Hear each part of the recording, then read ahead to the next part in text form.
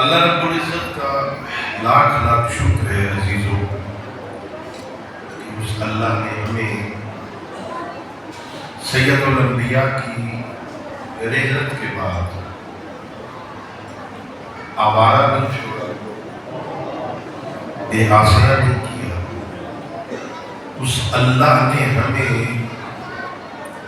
ایسے مکتب سے وابستہ کیا جو مکتب علم کا مکتب ہے، ایسے رہنما عطا فرمائے اللہ نے سید الانبیاء کے بعد، ایسے پیشوا عطا فرمائے جنہیں اللہ نے دنیا میں بھیجنے سے پہلے علم عطا فرمایا۔ اللہ نے ہمیں عظیم پیشوا عطا فرمایا۔ یہ مکتب، جس مکتب سے ہم وابستہ ہیں، یہ علم کا مکتب، اس کے پیشوا عالم ہیں، اور عالم بھی عالم علم لدنی ہے۔ ایک علم ہے جو ہم خود حاصل کرتے ہیں، کسی مدرسہ، کسی سکول میں، کسی کالج میں بچہ محنت کرتا ہے، استاد بیان کرتا ہے، یہ اس سے کسب کرتا ہے، اسے ہم علم کسبی کہتے ہیں۔ اس کسبی علم میں غلطی کا احتمال ہوتا ہے، ہو سکتا ہے بیان کرنے والا ہی صحیح بیان نہ کر رہا ہو، ایسا ہو سکتا ہے وہ کتاب جو پڑھا رہا ہے خود ہی اسے سمجھ نہ آ رہی ہو اور پڑھانے بیٹھ جائے، ایسا ہو سکتا ہے۔ ایسا بھی ہو سکتا ہے یہ صحیح بیان کر رہا ہے، سننے والے کی توجہ ہی نہیں ہے کہ استاد کیا بیان کر رہا ہے، ایسا بھی ہوتا ہے۔ اور یہ آج کی بات نہیں ہے، قرآن گواہ ہے کہ پیغمبر کے زمانے میں بھی ایسے شاگرد موجود تھے جو پیغمبر کی مجلس سے باہر نکل کے ایک دوسرے سے پوچھتے تھے یہ ابھی ابھی پیغمبر نے کیا کہا تھا.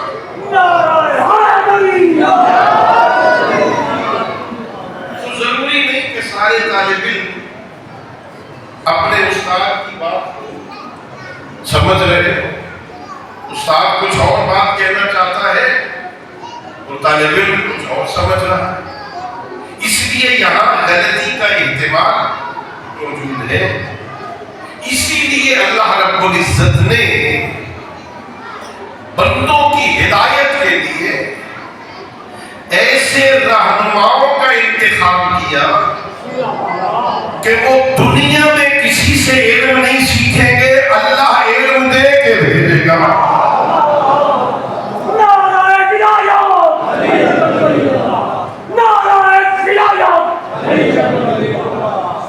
اللہ رب العزت نے ایسی ہستیاں عطا فرمائی جنہیں علم دے کے بھیجا, اور یہ عجیب اس کی اپنی مصلحت ہے کہ اس نے اس راستے میں ساری معصوم ہستیوں کا انتخاب کیا.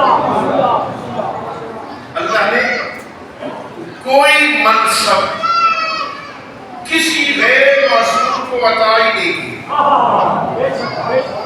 اللہ نے رسالت کی تو معصوم, اللہ نے نبوت عطا کی تو معصوم, اللہ نے امامت عطا کی تو معصوم, اپنا پیغام اپنے سے نبی و رسول تک پہنچانا تھا تو بھی معصوم جبرائیل کا انتخاب کیا. کسی غیر معصوم کو اللہ نے درمیان میں آنے ہی نہیں تاکہ کہیں پر غلطی کا احتمال نہ رہے. اللہ رب العزت نے علم, اور یہ بھی عجیب ہے, یہ بھی معجزہ ہے سید الانبیاء کا کہ ایسا دین پیش کر رہے تھے, ایسے شہر میں آغاز کر رہے تھے جہاں جہالت کا قبضہ تھا, جہاں پہ رہنما بھی ابو جہل تھا, جن کا بڑھےگا ہی ابو جہل ہو, باقی جاہلوں کی بات کیا ہوگی. سید الانبیاء کا معجزہ یہ ہے کہ اس جہالت کی بستی میں بھی پہلی وحی کا آغاز علم سے ہوتا ہے. جو لوگ علم سے ناواقف ہیں وہاں پہلی وحی اقرأ باسم ربک الذی خلق آغاز علم سے ہوتا ہے. یہ دین علم ہے. اللہ کا معلوم تک تعلیم, کتنا علم دیا اللہ نے, بندہ تصور نہیں کر سکتا. میری بات سمجھ آ رہی ہے؟ آپ یاد رکھیے کہ ہمیشہ معلومات تھوڑی ہوتی ہیں, مجہولات زیادہ ہوتی ہیں. جن بندوں کو بندے جانتے ہیں جن چیزوں کو وہ تھوڑی ہے, اور جنہیں نہیں جانتے وہ زیادہ ہیں. ابھی آپ جس مسجد میں بیٹھے ہیں, اس مسجد میں کتنی اینٹیں لگی ہیں آپ کو معلوم؟ اس مرغئی میں چھوٹی سی بستی میں کتنی گلیاں ہیں آپ کو معلوم نہیں؟ یہ راجن پور میں کتنے گھر ہیں اپنے معلوم نہیں؟ کتنی مخلوقات ہے اللہ کی, صرف انسان کو نہیں, پرندے ہیں, درندے ہیں, چرندے ہیں, فضائی مخلوق ہے, ہوائی مخلوق ہے, بحری مخلوق ہے, آسمانوں میں رہنے والے ہیں, نظر آنے والی ہے, نظر نہ آنے والی ہے. ہم کتنوں کو جانتے ہیں؟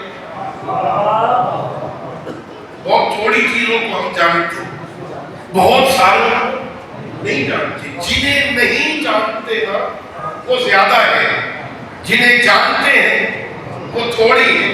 اور اگر یہ بات ذہن میں آ گئی کہ جنہیں بندہ جانتا ہے وہ تھوڑی ہوتی اور جنہیں نہیں جانتا وہ زیادہ ہوتی, اور اللہ محمد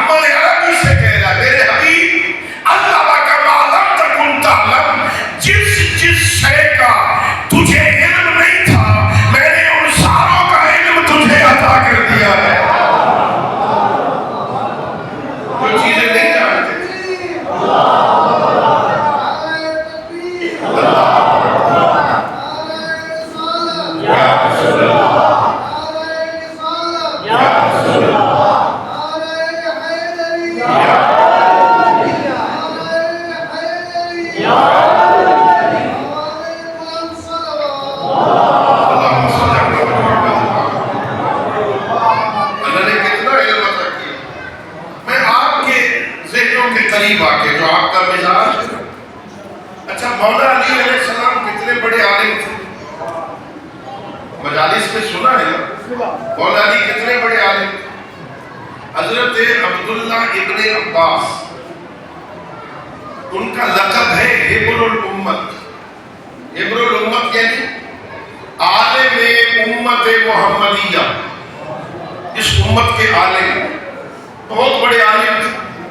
ان سے کسی بندے نے پوچھا اے ابن عباس ما نسبت علم کا بعلم ابن امے کا علی ابن ابی طالب. آپ کا علم کتنا ہے؟ آپ کے چچا کے بیٹے علی کا علم کتنا ہے؟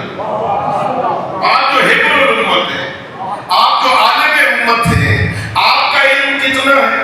علی حیدر کرار کا علم کتنا ہے؟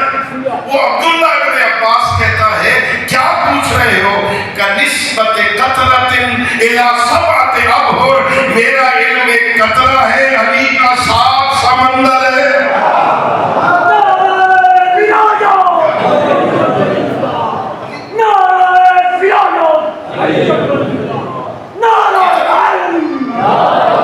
کتنے بڑے عالم ہیں علی ابن ابی طالب. یہ مشہور روایت آپ نے سنی, مولا کا فرمان ہے نہج البلاغہ. مولا علی نے فرمایا سلونی سلونی قبل ان تفتنونی. سنا نا, پوچھ لو جو مجھ سے پوچھنا چاہتے ہو قبل اس کے کہ مجھے نہ پا سکتے. یہ سنا آپ نے مجالس میں. ایک لائن چھوڑ کے اسی خطبے میں ایک لائن کے بعد علی ابن ابی طالب فرماتے ہیں لوگوں تم آج سے لے کر قیامت تک کے مسئلے علی سے پوچھتے جاؤ, علی بتاتا جائے. کتنے بڑے آج سے قیامت تک تم مجھ سے پوچھو, میں تمہیں بتاؤں قتل کس نے ہونا ہے, طبی موت کس نے مرنا ہے, قافلے کا رہنما کون ہوگا, قافلے کو پیچھے سے دھکیلنے والا کون ہوگا. مجھ سے پوچھو, میں تمہیں بتاؤں. کتنے بڑے عالم ہوں, اتنا علم اللہ نے عطا کیا ہو. اب سنیے پیغمبر کا علم کتنا تھا. یہ مسجد مجھے نہیں معلوم کتنا رقبہ ہے اس کا, 10 مرلے. یہ مسجد ہے 10 مرلے کی. اس 10 مرلے کی مسجد کے مقابل میں دروازے کا رقبہ کتنا ہے؟ جی یہ دروازہ کتنا ہوگا بھائی؟ 4 فٹ 5 فٹ. یہ 10 مرلے ہے, وہ 4-5 قدم ہے. دروازہ چھوٹا, مسجد بڑی. یہاں اگر نہیں سمجھ آئی تو کبھی لاہور تشریف لے آؤ. شہروں کے دروازے ہوتے, لاہور کے بہت سارے دروازے. یہ بھاٹی دروازہ ہے, یہ لوہاری دروازہ ہے, یہ شیرا والا دروازہ ہے. شہر بہت بڑا ہے, اس کے دروازے ہیں نا. ملتان میں ہے نا, ملتان میں گیٹ بنے ہوئے پرانے شہر کے. اس شہر کو دیکھو کتنا بڑا ہے, اس کے مقابل میں دروازہ کتنا چھوٹا ہے. اگر یہ تصور آ گیا ذہن میں تو اب سنیے پیغمبر فرماتے لوگوں انا مدینۃ العلم وعلی بابها. میں علم کا شہر ہوں, علی اس کا دروازہ ہے.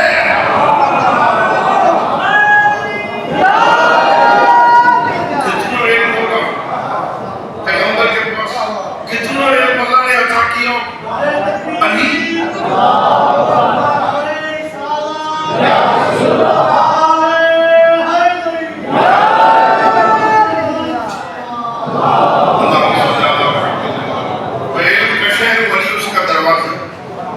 مجھ سے علم لینا چاہتے ہو نا تو اس دروازے سے آنا, کسی اور راستے سے نہیں آنا, علی کے راستے سے آنا. یہ تمہیں علم ملے کسی اور راستے سے. یہ ہے علم کا مقصد. ابھی آپ سماعت فرما رہے تھے, وہ جو فرشتوں اور آدم میں پہلا مقابلہ ہوا تھا نا، وہ بھی علم کا مقابلہ ہے۔ اللہ رب العزت نے اعلان کیا کہ آدم کو پیدا نہیں کیا، اعلان کیا لوگوں فرشتوں انی جاعل فی الارض خلیفہ، میں زمین میں خلیفہ بنانے والا ہوں۔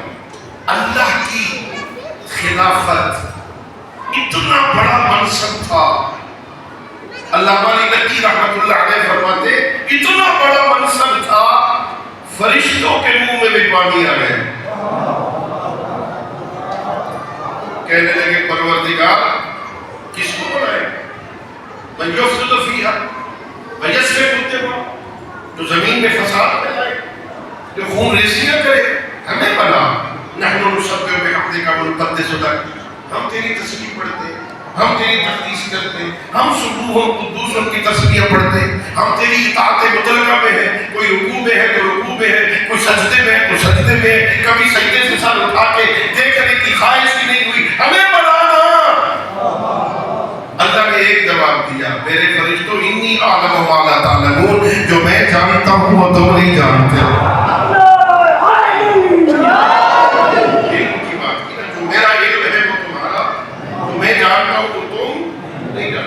فرشتہ ہے، معصوم ہے، مطیع مطلق ہے، اس میں اشکال کی جرات ہی نہیں ہے، چپ ہو گیا، ٹھیک ہے کسی وجہ سے اللہ بنا رہا ہے، پھر اس کے بعد کوئی اعتراض نہیں کیا۔ لیکن اللہ تو جانتا تھا، انہیں سمجھانے کے لیے پھر اللہ نے کیا کیا؟ اللہ آدم الاسماء کلها، علم کی بات ہے، اللہ نے وہ ساری چیزوں کے نام آدم کو سکھا دی، آدم کو بتا دیے سارے نام، اللہ آدم الاسماء کلها، ساری چیزوں کے نام اللہ نے آدم کو بتا دیے۔ اب یہ تو نہیں ہو سکتا کہ اللہ نے کلاس میں سے آدھی جماعت کو نصاب پڑھایا ہو اور آدھی کتاب کلاس کو نہ پڑھایا اور پھر مقابلہ کروا دیا، یہ تو ناانصافی ہے۔ اللہ تو آگے گئے، فرشتوں کو پہلے پتا تھا، آدم کو بھی پڑھایا، ثم عرضهم علی الملائکہ، وہ جن کے نام اللہ نے آدم کو تعلیم کیے تھے نا، انہیں اللہ نے ملائکہ کے سامنے پیش کر دیا۔ ثم عرضهم علی الملائکہ فقال، پھر اللہ نے کہا پھر فرشتوں انبئونی باسماء ہؤلاء ان کنتم صادقین، اگر تم اس دعوے میں سچے ہو نا کہ ہمیں بنا اسے نہ بنا، اگر سچے ہو نا تو ذرا ان ہستیوں کے نام بتاؤ۔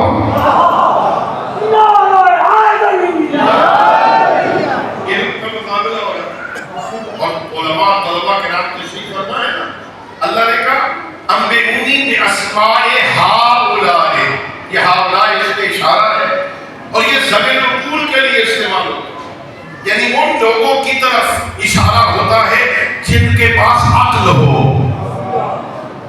دیوار کی طرف اشارہ کرنا ہوگا تو ذالک یا تلک کہیں گے، ہؤلاء نہیں کہیں گے، ہؤلاء کے ذریعے اشارہ ہوگا جن کے پاس عقل ہے۔ اور اللہ کیا کہہ رہا ہے؟ انبئونی باسماء ہؤلاء، مجھے ان صاحبان عقل کا نام بتاؤ، یعنی اس وقت بھی کچھ صاحبان عقل ہستیاں تھیں جن کا نام بتا دینا ہی سچے ہونے کی دلیل تھی۔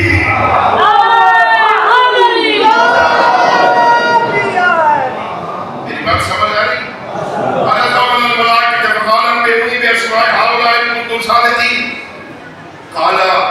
فرشتوں نے کیا کہا؟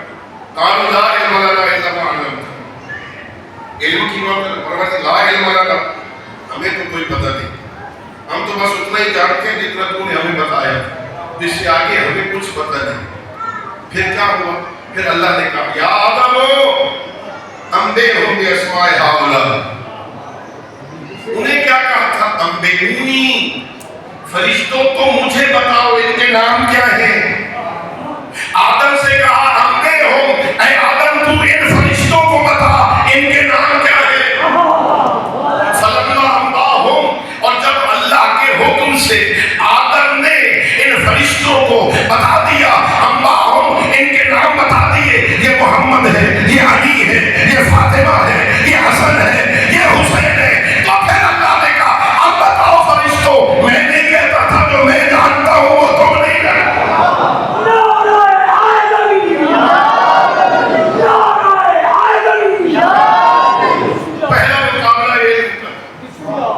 حضرت آدم کامیاب ہو کے جیت گئے. وہ فرشتوں نے جو اعتراض کیا تھا نا ہمیں بنا تو کلابا. پھر اللہ نے کسی بھی اپنے نمائندے کو بغیر علم کے دنیا میں نہیں بھیجا. ہاں البتہ جتنا دائرہ تھا نا ان کے منصب کا، جتنا ضرورت تھا علم اتنا علم عطا کیا. یہ جو نبی اللہ نے بھیجے تھے نا 1,00,000 تقریباً 24,000، یہ سارے نبی ایک جیسے نہیں تھے. ان میں کچھ اپنے گھر والوں کے لیے اللہ کے نبی، اتنے علم کی ضرورت ہے کہ گھر والوں میں سے کوئی پوچھے تو جواب دے سکے. کچھ اس بستی والوں کے لیے اللہ کے نبی، بستی والوں میں سے کوئی پوچھے کوئی سوال کرے تو جواب دے سکے. کچھ پورے علاقے والوں کے لیے اللہ کے نبی، سارے راجن پور ضلع کے لیے اللہ کے نبی، تاکہ راجن پور کا کوئی بندہ پوچھ لے تو سوال کا جواب دے سکے. کچھ کو اللہ نے ساری زمین والوں کے لیے اللہ کا نبی بنایا، اور اللہ نے ہمیں جو نبی عطا فرمایا اللہ نے اسے عالمین کے لیے پیغمبر بنایا. جتنا بڑا دائرہ نبوت ہے اس کے حساب سے اللہ نے علم عطا کیا. اللہ رب العزت نے علم والے مکتب سے ہمیں وابستہ کیا. اللہ نے نبی دیا تو عالم، اللہ نے علی دیا تو عالم. اللہ نے جتنے جانشین نبی عطا فرمائے کوئی ایک نہیں، پوری تاریخ علم میں ایک بندہ بھی تمہیں نہیں ملے گا. پوری تاریخ علم میں بڑے بڑے علماء کے حالات زندگی پڑھ لو، ایک بندہ بھی نہیں ملے گا جو دعویٰ کرے کہ میں نے فلاں امام کو سبق پڑھایا ہے.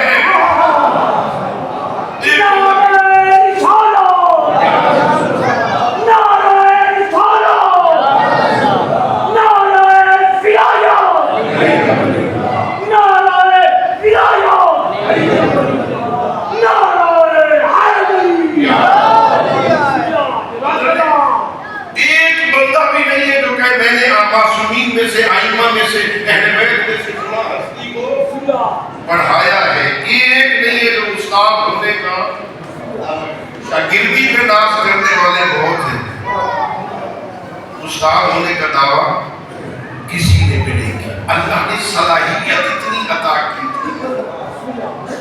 ہمارے استاد تھے خدا نے غریب رحمت فرمائے، وفات پا گئے، علامہ سید کرامت علی نجفی رحمت اللہ علیہ.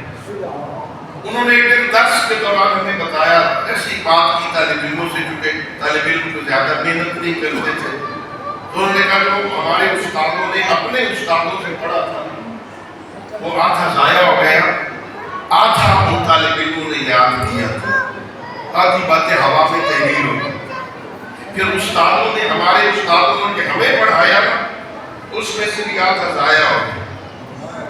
ہمارے پاس اس کا بھی چوتھا حصہ بچ گئے، جو ہم آپ کو پڑھا رہے ہیں اس میں سے بھی آدھا ضائع ہو جائے گا، کیونکہ زبانی باتیں تو بھول جاتی. اس لیے حکم ہے کہ لکھ لیا کرو. امیر نے فرماتے ہیں علم کو لکھ کے قید کر لو، علم کو قید کر لو لکھ کے، پھر یہ کہیں نہیں بھاگے گا. آپ صبح سے لے کے اب تک سن رہے ہیں علماء کو نا، آپ اندازہ لگائیں کتنی حدیثیں، کتنی آیتیں پڑھی گئی، کتنی یاد ہے آپ کو. انشاءاللہ ساری کی ساری، اور کل تک جو رہ گئی وہ بھی بھول جائیں. لکھ لو. انہوں نے کہا وہ علم ضائع ہو گیا. یہ ہے ہمارے ہاں یہ کیفیت، لیکن اللہ نے ہمیں رحمت کیسے عطا فرمائے. مولا علی فرماتے ہیں علمنی رسول اللہ الفضا من العلم. اللہ نے، اللہ کے رسول نے مجھے 1000 باب علم تعلیم کیا تھا. وَيَنْفَتِحُ لِي مِنْ كُلِّ بَابٍ أَلْفُ بَابٍ، اور میرے لیے ہر دروازے سے لاکھوں علم کے دروازے کھلتے ہیں.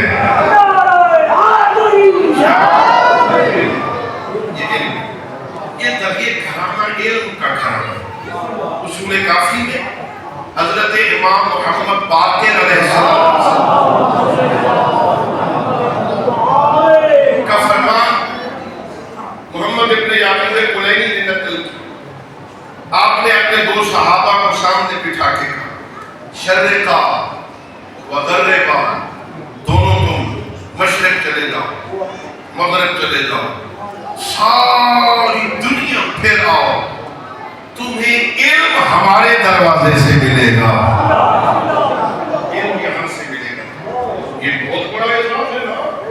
آپ کے اماموں میں باقر العلوم ہے، کسی اور کے اماموں میں باقر العلوم نہیں ہے، کسی اور کے ائمہ میں باب مدینہ العلم نہیں ہے۔ یہ مکتب آل محمد کی خصوصیت علم۔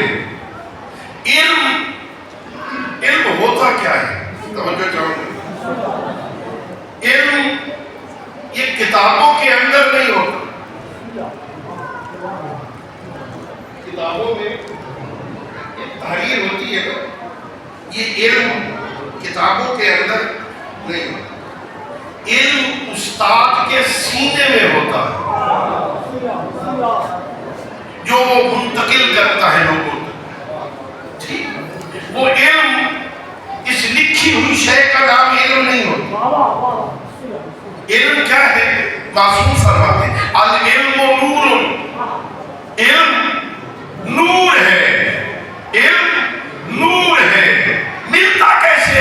کَیَقْذِفُ اللَّهُ فِی قَلْبِ مَن یَشَاءُ، اپنے اللہ سے رابطہ رکھ، اور جس کے دل میں چاہے نور ڈال دیتا ہے۔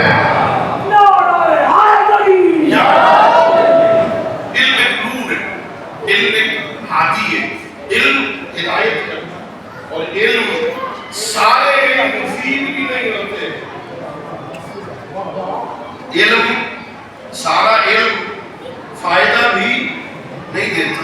کون سا علم فائدہ دیتا ہے؟ بسم اللہ الرحمن الرحیم، یسبح للہ ما فی السماوات و ما فی الارض الملک القدوس العزیز الحکیم، هو الذی بعث فی الأمیین رسولا منهم یتلو علیہم آیاتہ ویزکیہم ویعلمہم الکتاب والحکمہ۔ سورہ مبارکہ جمعہ میں اللہ فرما رہا ہے ہم نے محمد عربی کو مبعوث فرمایا نا، تاکہ وہ لوگوں پہ ہماری آیات کی تلاوت کریں، وَيُزَكِّيهِمْ، اور ان کو اندر سے پاک کرے، تزکیہ کرے، وَيُعَلِّمُهُمُ الْكِتَابَ وَالْحِكْمَةَ، اور انہیں کتاب و حکمت کی تعلیم دے۔ علماء ہے نا، واو حرف عطف ہے، یہ ترتیب پہ دلالت نہیں کرتا، لیکن جس ترتیب سے اللہ نے یہ الفاظ ذکر کیے ہیں یہ دلالت کرتا ہے، اندر سے پاک کرتا ہے، لوگوں کو کتاب و حکمت کی تعلیم دیتا ہے۔ اس کا مطلب یہ ہے کہ وہ علم فائدہ دیتا ہے جس علم سے پہلے بندہ اندر سے پاک ہو۔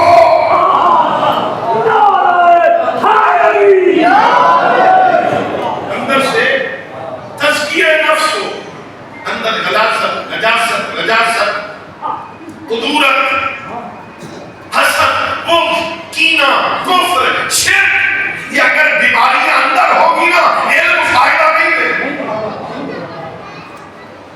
یہ دودھ کا بہت سارا کٹورا بھرا ہوا، اس میں ایک قطرہ خون کا چلا ہے، وہ سارے کے سارا نجس ہے۔ دودھ خون کو پاک نہیں کرے، خون کا قطرہ دودھ کو نجس کر دے۔ علم جتنا بھی ہونا اس علم سے پہلے اندر کا پاک ہونا ضروری ہے،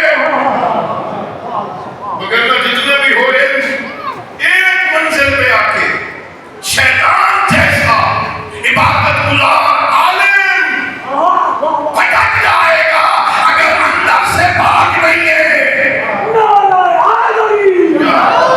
اندر سے پاک ہونا۔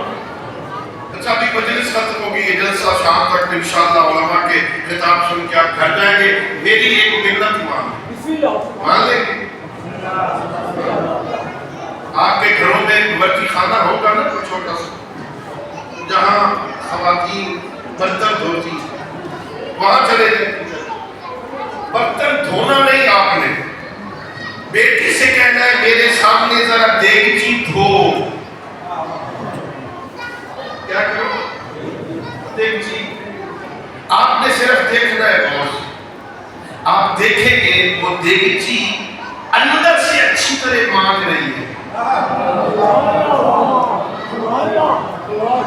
صرف لگائے گی، کوئی اور فائل لگائے گی، کوئی صابن لگائے گی، کسی کپڑے سے اچھی طرح اندر سے خوب مانجے، باہر سے بھی کھگال کے رکھ دے.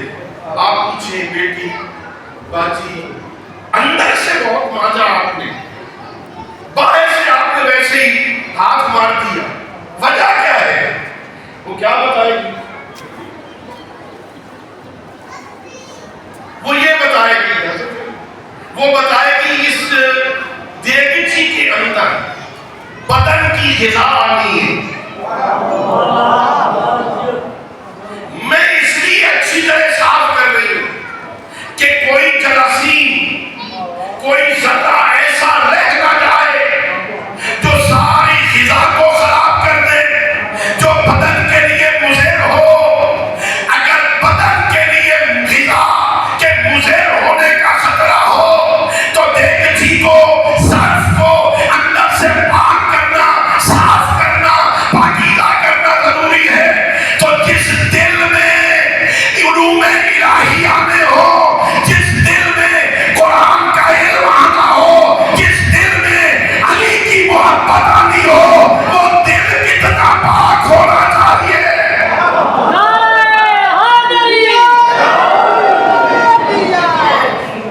یہ علی کی محبت اور نجاست اکٹھے نہیں ہو. یہ اس دل میں آئے گی تب پہلے اس کو اندر سے پاک صاف کر. تزکیہ نفس.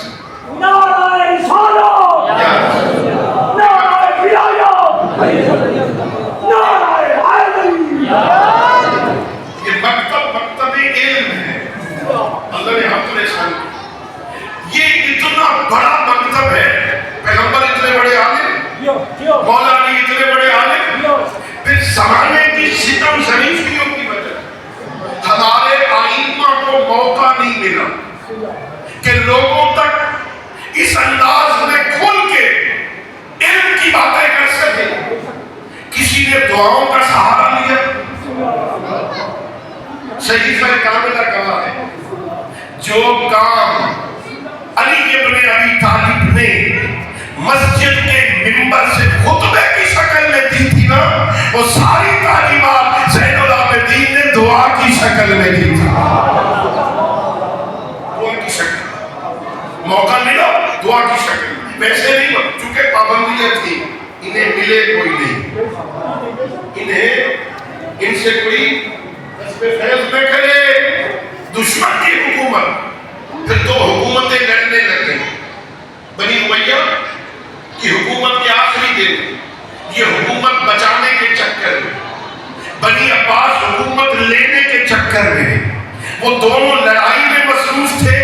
میرے دو اماموں کو موقع مل گیا، انہوں نے اس انداز میں تبلیغ کی، اس انداز میں تبلیغ کی، اس انداز میں حدیثیں پہنچائی کہ 70 درس حلقہ درس تھا، 70 حلقہ درس مسجد کوفہ میں 70 استاد بیٹھ کے پڑھا رہے تھے. محمد یہ کہتے تھے، علی یہ کہتے تھے، جعفر صادق یہ کہتے تھے. علم پھیلائے.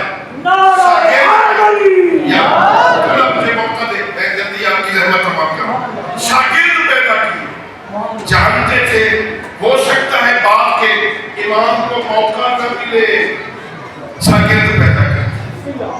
کہیں زرارہ، کہیں محمد ابن مسلم، کہیں یونس، کہیں ابو مسیح، کہیں محمد ابن علی کوفی، کہیں حشام ابن حکم. اللہ میرے مولا ایک ایک کو کہتے ہیں زرارہ، ابان ابن طلب، ابان اجلس فی المسجد وفد الناس، جا مسجد میں بیٹھا کر لوگوں کو فتوے دیا. ایک بندہ آیا کہتا ہے ابن رسول اللہ میں بڑا دور رہتا ہوں، مرغئی سے مثال دے رہا ہوں، مرغئی سے بہت دور ہوں، روز نہیں آ سکتا مسئلہ پوچھنے کے لیے، کیا کروں؟ فرمایا تیرے علاقے میں وہ میرا بھائی یونس نہیں رہتا؟ شاگرد تھا میرے مولا. کیا احترام علماء ہے. امام کہہ رہے میرا بھائی، وہ میرا بھائی یونس نہیں رہتا تیرے علاقے میں؟ مولا رہتا ہے. اس سے پوچھ لیا کہ وہ تجھے تجھے وہی بتائے گا جو جعفر صادق بتائے.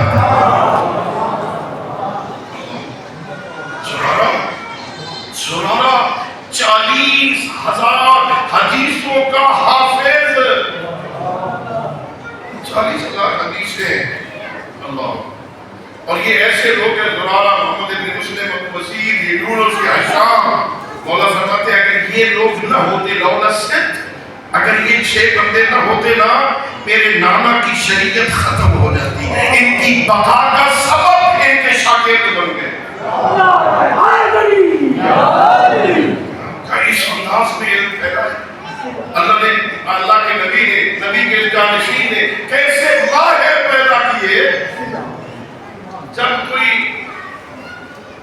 کسی عقیدے میں مناظرہ کرنے آتا، کوئی توحید کا منکر ہے، کوئی خدا کے وجود کا منکر ہے، کوئی امامت کا منکر ہے، کوئی جب مناظرہ کرنے آتے میرے امام کے پاس، میرے مولا فرماتے پہلے میرے شاگرد ہشام سے مناظرہ کرنا، اس سے جیت جائے گا تو میرے ساتھ مناظرہ کرنا. کتنا اعتماد تھا. پھر ان کی قدر کتنی. آپ کے علاقے میں علماء ہے نا، قدر کیا کرو ان کی. ہشام ابن حکم کی عمر تھی 20 سال. کتنی؟ 20 سال. 20 سال عمر. یہ بچے نوجوان 20 سال کی عمر. ہشام ابن حکم کی جیسے ہی امام صادق کے سامنے آتے تھے، امام اس کے احترام میں کھڑے ہو جاتے. 20 سال کے جوان کے مقابلے میں امام احترام میں کھڑے ہو جاتے. لوگ کہتے تھے مولا بچہ ہے، 20 سال کا بچہ، آپ کا شاگرد ہے، آپ کیوں کھڑے ہوتے؟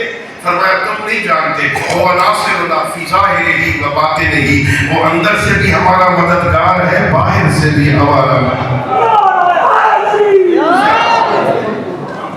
یہ کتنے لوگوں کو ہمارا راستہ دکھاتا ہے، ہمارا دروازہ دکھاتا ہے، ہماری محبت ان کے دلوں میں. کتنے لوگوں کو یہ ہمارا مددگار ہے. ہشام 20 سال کا جوان، مناظر تھا، بہت بڑا علم کلام کا ماہر. ایک دفعہ وہ مناظرہ جیت کے آیا بصرہ کے بہت بڑے عالم عمر ابن عبید سے مناظرہ جیتا.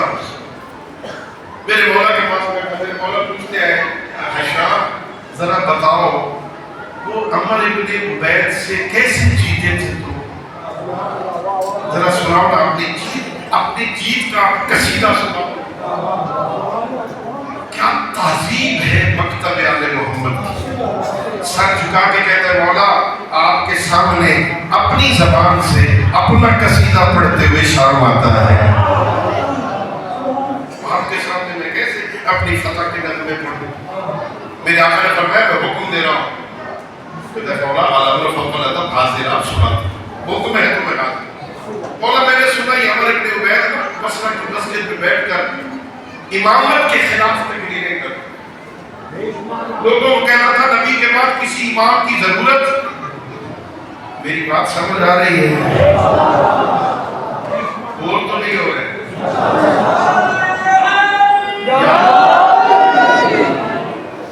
مولا میں نے سنا یہ امامت کے خلاف تقریریں کرتے. میں نے کہا چلو ایک دن میں بھی جاؤں اور جا کے اسے بحث کروں، اسے پوچھوں کیا بات ہے. میں جمعے والے دن کوفہ سے بصرہ پہنچا.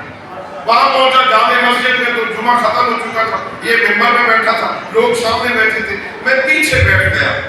میں نے اپنے گھٹنوں پہ یوں کھڑے ہو کے میں نے کہا یا شیخ اجازت ہے میں ایک سوال کروں؟ دیکھا کس لیے؟ تو کہنا ہاں آپ سوال کریں، کیا پوچھنا چاہتے ہیں؟ کہا بتا حل کا عین، کیا تیری آنکھیں ہیں؟ کیسا سوال کرنا، نظر نہیں آ رہی آنکھیں ہیں، یہ کوئی سوال ہے کرنے والا؟ کیسے فضول قسم کا سوال کرنا؟ اس نے کہا شیخ صاحب اگر ناراض ہو تو پھر میں سوال نہیں کرتا، میرے اسی قسم کے 2-4 سوال ہیں، اگر جواب دو تو میں کروں، نہیں تو ٹھیک ہے آپ ناراض ہوتے تو نہیں کرتے. کہہ رہے پوچھ کیا پوچھنا تھا؟ پوچھ.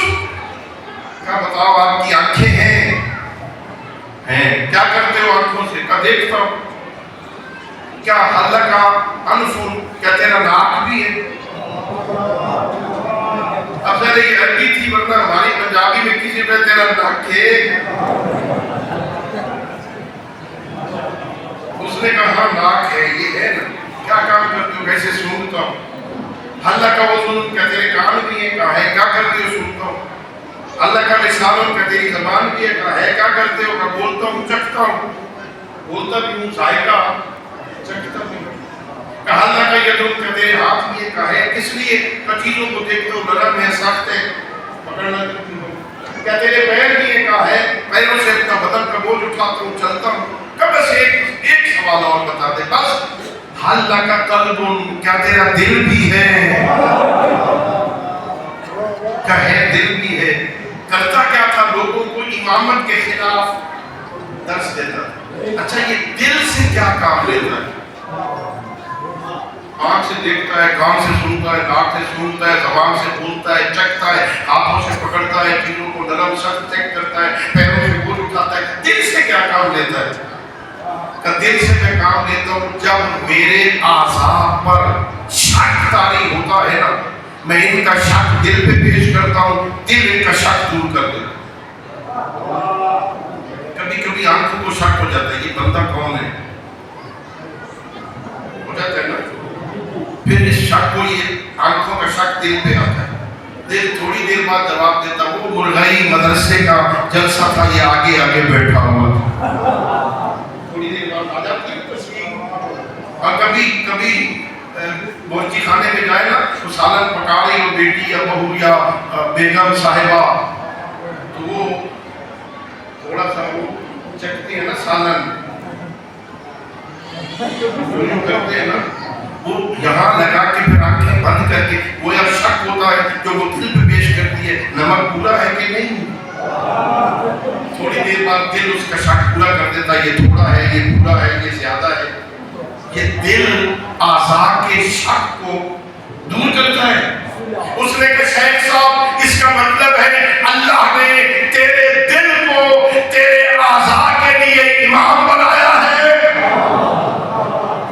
کہاں یوں ہی سمجھ لے، اعضاء کے شک کو دور کرنے کے لیے اللہ نے میرے دل کو ان اعضاء کا امام بنا دیا. کہ شیخ مجھے سمجھ نہیں آئی، اگر اعضاء کو شک ہو جائے، ان کے شک کو دور کرنے کے لیے اللہ نے امام بنایا ہے، اور یہ پوری امت کسی شک میں مبتلا ہو جائے، ان کا شک دور کرنے کے لیے کسی امام کی ضرورت نہیں.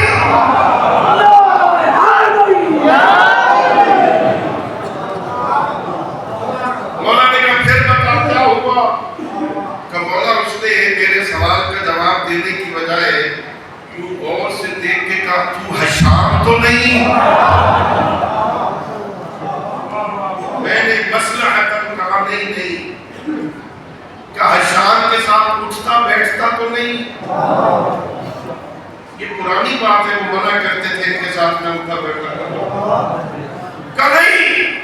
کہ تو کہاں کا رہنے والا ہے؟ میں نے بتایا کوفے کا. کہ اگر کوفے کا رہنے والا ہے نا تو یہ 20 سال کا جوان پھر تو ہی حشام ہے، کوئی اور نہیں.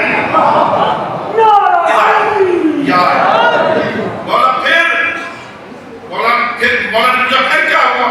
کہ اس نے مجھے بلا لیا ادھر، اس نے مجھے اپنے پاس بٹھا لیا جہاں خود بیٹھا. مولا پھر تیری امامت کی قسم، جب تک میں بیٹھا رہا وہ امامت کے خلاف بول نہیں سکا.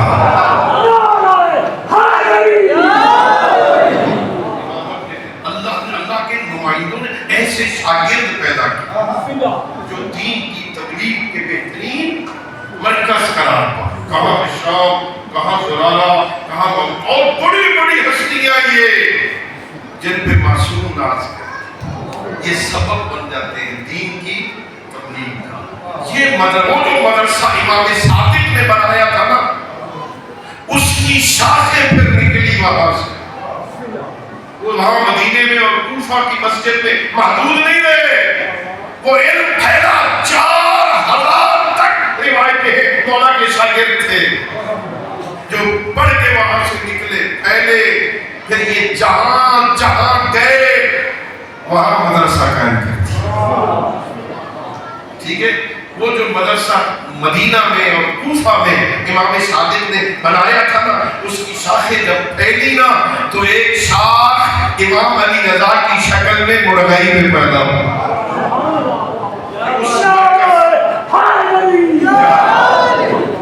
یہ کن کا مدرسہ ہے؟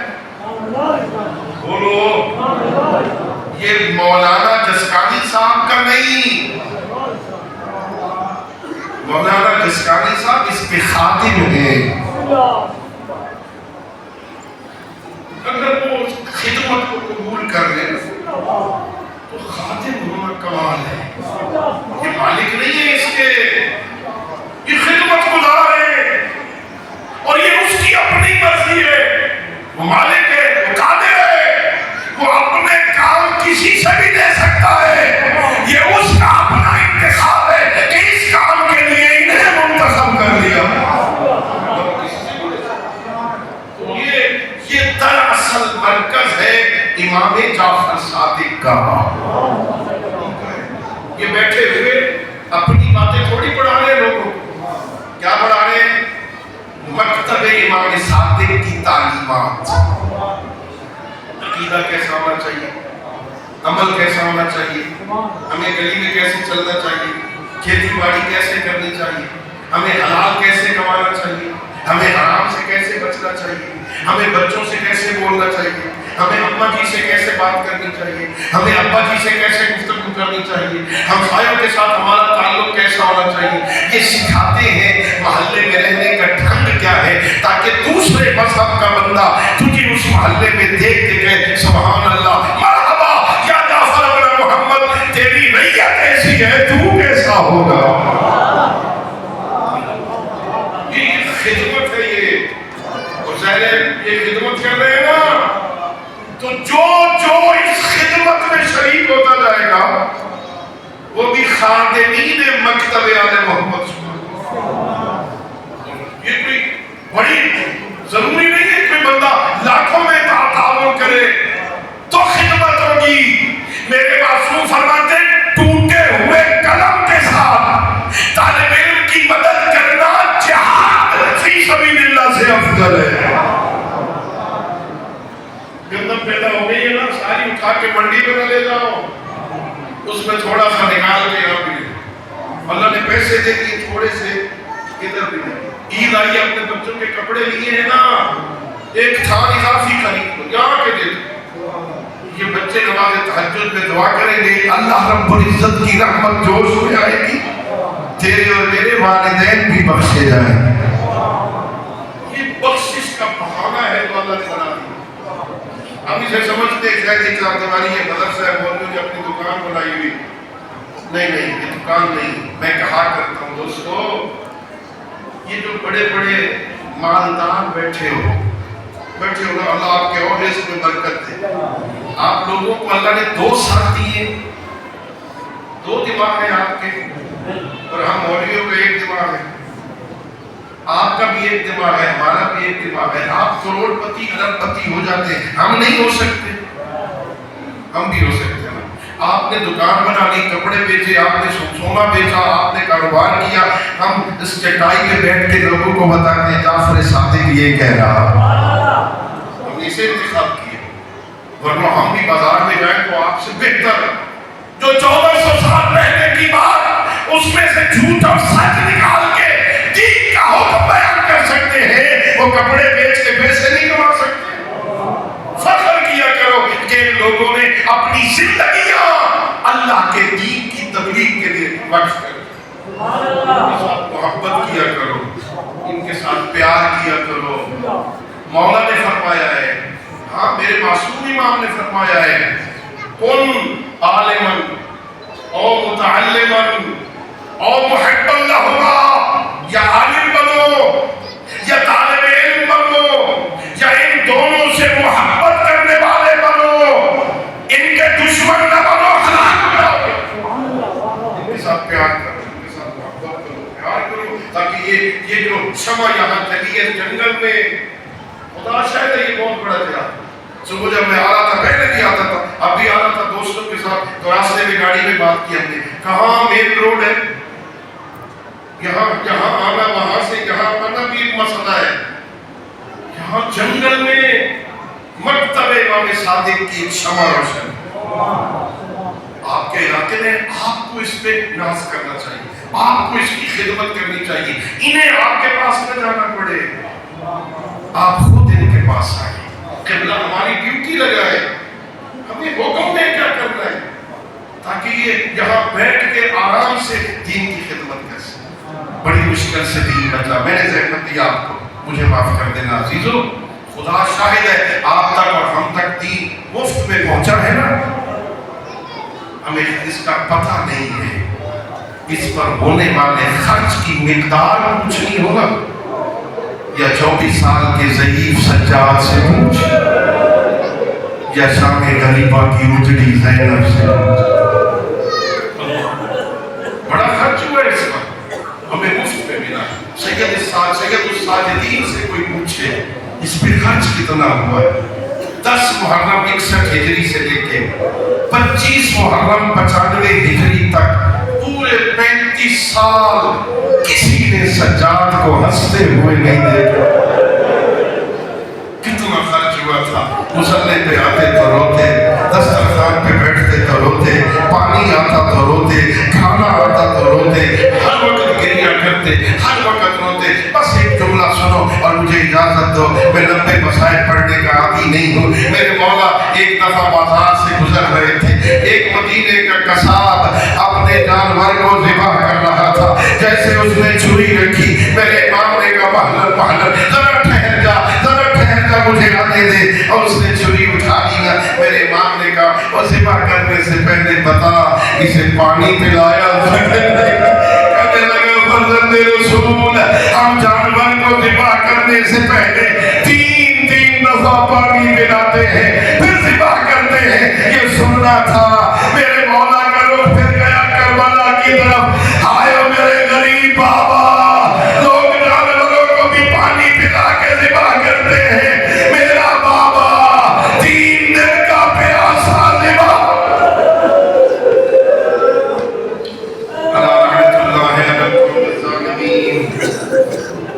وسيعلم الذين ظلموا أي منقلب ينقلبون. وآخر دعوانا الحمد لله رب العالمين. اللهم صل على محمد وآل محمد وعجل فرجهم.